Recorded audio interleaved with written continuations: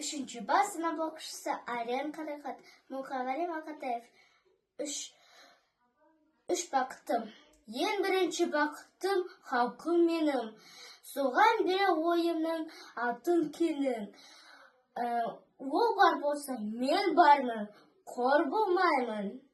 Қымбатырақ алтыннан нарқым менің. Ал екінші бақытым тілім менің.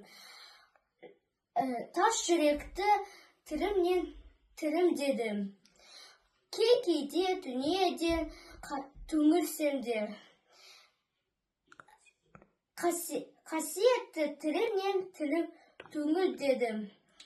Бақытым бар үшінші отан деген. Құдай деген кім десе отан дерем. Оты сөнген жалғанда жан барсың ба? Ойланбай-ақ кел дағы от ал менен.